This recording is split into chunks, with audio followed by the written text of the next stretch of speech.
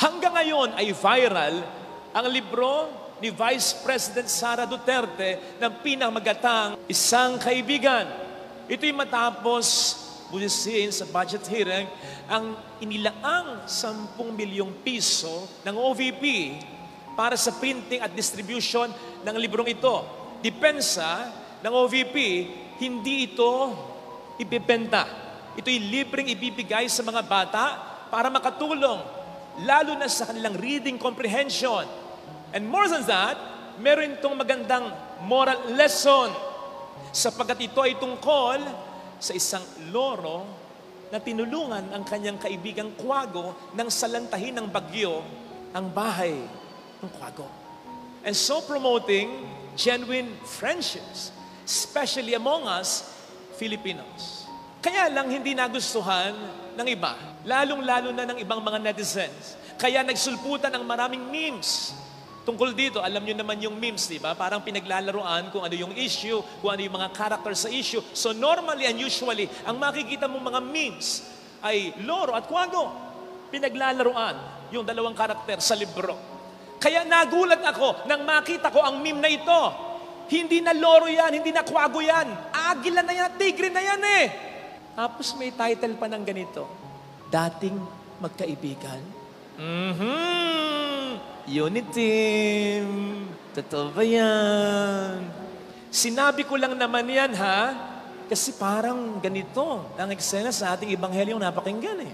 Pagkatapos sabihin ni Kristo sa kanyang mga alagad, by the way, pag sinabing mga alagad sa konteksto ng Ebanghelyo ngayon, ito yung mga followers, sumusunod kay Kristo. Hindi lang ito yung 12, marami pa sila. Pagkatapos ni Kristong sabihin, ako ang pagkain bumaba mula sa langit, ibibigay ko ang laman ko sa inyo bilang tunay na Ano nangyari? Marami sa kanyang mga followers ang hindi na sumunod sa kanya. Kaya nga ang tanong niya sa kanyang mga alagad, aalis din ba kayo? Palagay ko, nalulungkot din si Kristo. Sapagkat sino ba naman ang gugustuhin? Naiwan siya ng kanyang mga itinuturing na kaibigan. Sakit yan. Mahirap yan. At ayaw ni Kristong itanong din sa atin yan na kanyang mga piniling kaibigan. John 15:15. Kaya lang, sa ating pakikipagkaibigan kay Jesus, hindi siya, kundi tayo ang dapat mag-adjust sa Kanya. Hindi naman tayo magkaparis eh. Diyos siya, tao lang tayo. Panginoon natin siya. Tayo ay dapat sumunod sa Kanya. Doon nagkaroon ng problema sa ating mabuting balita. All the while, they were following Jesus. But then, meron silang narinig na hindi nila kayang tanggapin. Hindi nila kayang sundin. Ano yung sabi nila? Mabigat na mga salita ito. Sinong makatatanggap nito? It's hard to swallow. Hindi sinabing, sinong makakaintindi nito? Sapagkat sa totoo lang, naintindihan nila.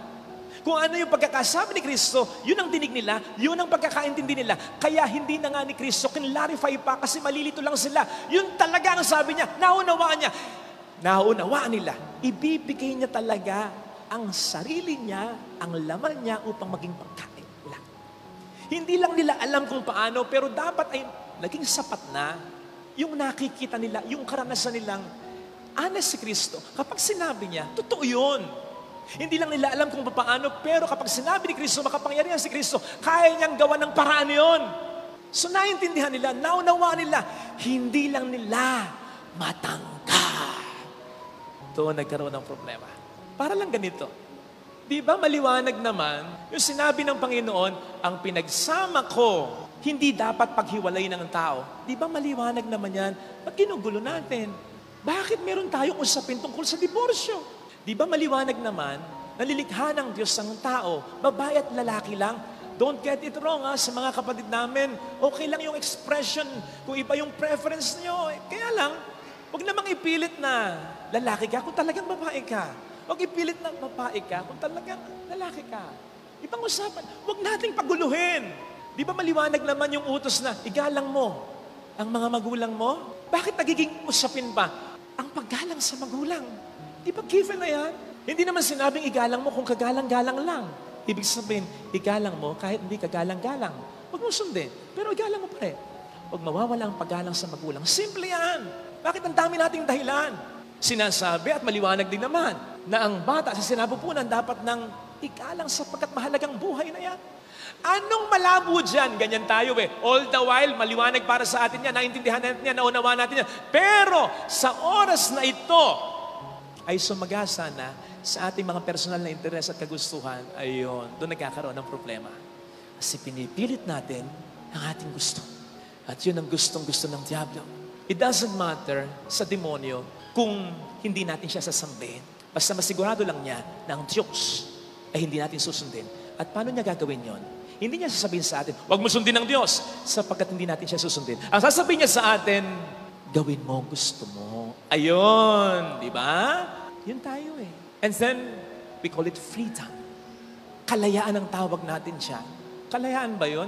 Yung maging sunod-sunuran tayo sa urge natin, sa desire natin, sa emotion natin, bagamat alam natin yung totoo at dapat nating gawin. Kalayaan ba yung tawag mo sa alam mo na alam ng Diyos ang pinakamakabubuti para sa iyo? Hindi mo susundin ng Diyos, ang susundin mo, yung gusto mo. Kalayaan ba yun? Hindi kalayaan yun. Alipin tayo ng ating laman pag ganun.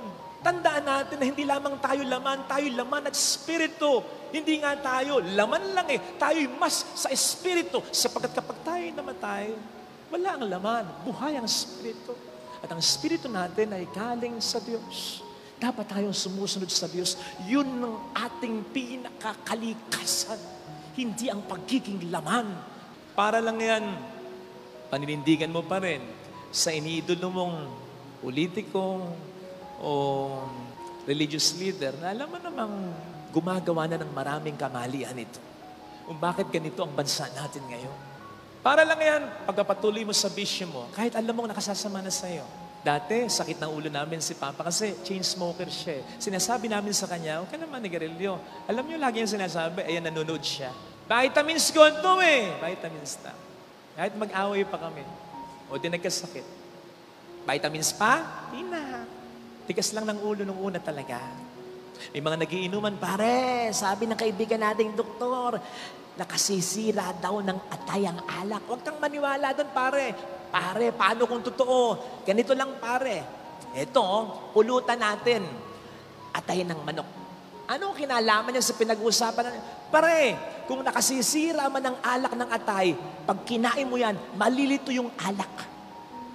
Kung anong atay ang sisirain niya. Tama ka, pare. Atay tayo siya.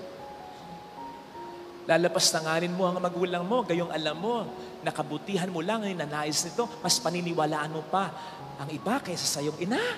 Bakit mo ipagpapalit ang pamilya mo? Okay, wag na yung asawa mo. Yung mga anak mo na lang, hindi mo naisip yon. Nasa tama ka pa bang disposisyon? Kaya gusto ko yung picture na ito Na para bang sinasabi dyan, puso, diyan ka muna sa kulungan Huwag ka munang aalis dyan Marami tayong mga problemang naranasan dahil ikaw ang pinairal mo, hindi ako Kaya nga siguro nasa itaas ang utak para iting natin ang puso. Mag-isip-isip tayo. Wag puro desire, wag puro urge, wag puro emotion. Yun ang sinasabi sa ating unang pagbasa ngayon. Sa pagdedesisyon, isiping mabuti. Isipin mo mabuti, yung dinideny mo, yung pinababayaan mo, yung binabaliwala mo, yung iiwanan mo, yung pinagpapalit mo. Worth it ba yung ginagawa mo? Para lang din yan. Wag naman sana, pero kung sakaling sa dami ng iyong mga problema, sa dami ng iyong mga pangit na karanasan, maisip mo na iwanan mo na ang simbahang Katolika. Sana maisip mo at sana maging maliwanag muna sa iyo na ito ang simbahang itinatag ni Kristo. Hindi ko sinasabing sa ibang sekta, sa ibang reliyon, di ka maliligtas. Ang sinasabi ko, sa simbahan na ito, sinabi ng Panginoon, Matthew 16:19, whatever you bind on earth shall be bound in heaven. You loose on earth shall be loose in heaven. Sana ma-realize mo muna na bago mo sabihin, nakita mo sa iba yung katotohanan, sa kabila yung katotohanan. Matanong mo sarili mo, sinuri mo na ba ang katotohanan sa simbahang ito? Napakalayo sa katotohanan, makakita ka ng katotohanan sa iba. Pero hindi dito, sa simbahang tinatag ni Kristo. Sa simbahang itinatag ng nagsabing, ako ang katotohanan at siya rin ang nagtatag ng simbahang ito. Kumpleto rin tayo sa mga sakramento. Lalong-lalo na yung pinag-usapan nating pinakamahalaga nung nakaraang linggo, misa. Bagay na wala ang iba. Wala silang Eucharistia. Sapagkat ang tinapay na tinatanggap nila para sa kanila ay simbolismo lang. Hindi tunay na presensya. At hindi mo rin naman masisisi. Bakit? Walang po pwedeng maging Eucharistia. Walang po pwedeng maging tunay na presensya. Dahil wala naman din silang misa. Dahil walang paring makapagmimisa. May ibang sekta, pari-parian lang yun. Maniwala kayo? Saan galing yung pagkapari nun? Sino nag-ordain nun? Sino nag-ordain kay Father Fidel? Bishop Joey. Sino nag-ordain kay Bishop Joey? Lagay mo dito yung pangalan ko, yung pangalan ni Bishop Joey, dire-diretsuhin mo. Pinakamatutuntun mo, yung Santo Papa ngayon. O wag kang tumigil doon, diretsuhin mo pa rin yan. Wag kang liliko, wag kang lilis. Sino pinakatutumbukin mo? This is San Pedro. Walang sino mang simbahan o sekta ang kayang makapagsabi na ganyan sila. Tayo lang ang mayroong direct succession sa apostol at syempre sa Panginoon. At yung misang ginagawa natin ngayon, hindi ito na-imbento. Sabi ko nga sa inyo, nito na lang. Hindi ito na-imbento. Pagkalipas ng ilang daang taon, pagkatapos si Kristo. No! Ito ay hanggang noon pa. Simula pa sa mga unang Kristiyano, sa mga unang saksi kay Kristo, mula noon hanggang ngayon, ito na ang sistema ng ating pagsamba. Hindi natin binago. Iba-iba lang ng lengguwahe, sapagkat iba't-iba tayo ng lengguwahe sa iba't ibang panig pero ito pa rin, hindi tayo po pwedeng magkamali dito. Nandyan pa ang mga santo, mga banal, lalong-lalo ng ating mahal na ina, na kahit anong sabihin nila, alam mo, alam ko, sa karanasan mo, sa karanasan ko, napakalaki ang naitutulong sa atin, pinagdarasal tayo, at inilalapit din tayo kay Kristo. At marami pang iba, kaya wag mong sasabihin sa akin, kapatid, pare-pareho lang naman. Hindi pare-pareho lang naman, iba tayo. Siyempre, hindi mag-a-agree yung mga hindi Katoliko. Inihahanda ko na yung sarili ko. Bukas makalawa, viral lang naman ako. Kakatayin ako sa social media. Kokontrahin nila yung sinasabi ko. Gagawin nila akong katatawa sa inyo. Pero nasa sa inyo, sinong paniniwalaan mo? Kapitbahay ninyo? O yung tatay mong alam ang istorya ng pamilya mo hanggang sa kanununuan ninyo? Sinong paniniwalaan mo? Sila na kapag nagkikita-kita, hindi naman lahat, pero kung minsan marami din naman sa kanila, na kapag nagkikita-kita sila, tayo ang pinag-uusapan nila, yung nakikita nilang kasiraan natin, yung nakikita nilang mali sa atin, na hindi naman mali para sa atin, sapagkat magkaiba lang tayo ng paniniwala, pero bakit nila tayo pinag-uusapan? O tayo ang paniniwalaan mo, na kapag nagkikita-kita, hindi natin sila pinag-uusapan, hindi dahil wala tayong pakialam sa kanila, kundi dahil sila ay ating iginagalang. Hindi natin sila pinag-uusapan. Ngayon lang. Nagkataon lang. Kasi para makita niyo kaibahan. Sinong paniniwalaan mo? Sila na sumulpot lang mga 600 years ago, pero kahit 600 years ago lang, iba-iba na sila ngayon. Kung sino-sinong grupo na sila ngayon. Libo-libo na sila ngayon. Ang ibig ko sabihin, iba't ibang tumpok, iba't ibang reliyon, iba't ibang miyembro na. Galing lamang sa isa. Yun ba ang totoo? Yun ba ang tama? Di ba't ang totoo hindi dapat nagbabago? Kung totoo, yung pinaniligan ng isa, dapat mula noon hanggang ngayon, yun pa rin sila. Hindi sila dapat nagkawatak-watak. Hindi sila dapat nagkakaiba-iba ng interpretasyon sa Biblia. Sila ba ang paniniwalaan mo? O tayo, na 2,000 taon nang mahigit pa. Mula noon hanggang ngayon, ito ang ating pananampalataya, ito ang ating liturhya, ito ang ating paniniwala, ito ang ating interpretasyon sa Biblia. Sinong paniniwalaan? Hindi ko naman sinasabi na perpekto ang mga miyembro. Hindi eh. Alam mo na mayroong mga Katoliko, may katok na may liku-liku pa. Pero walang kinalaman doon ang mga aral at turo sa atin ng ating Panginoong Jesucristo. Walang kinalaman doon.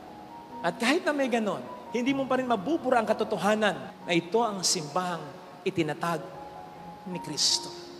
At yun ay dapat na maging malaking dahilan na ng pananatili mo. Yun ang sasayangin mo kung aalis ka sa simbahang ito. Tingnan po ninyo si Pedro.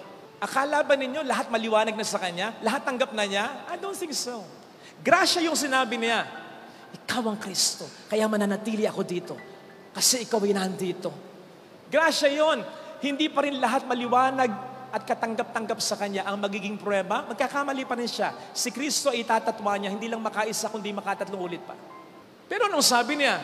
Para bagang, kahit di ko pa natatanggap lahat, naunawaan lahat, nandito to ka, dito ako. I-paraphrase natin, Lord, kahit saan naman may chismosa, kahit saan naman may buwisit, kahit naman saan may tagapamahala na hindi tama ang pamamalakad, na hindi karapat-dapat, kahit naman saan ako magpuntang reliyon o sekta, hindi pa rin magiging okay ang lahat.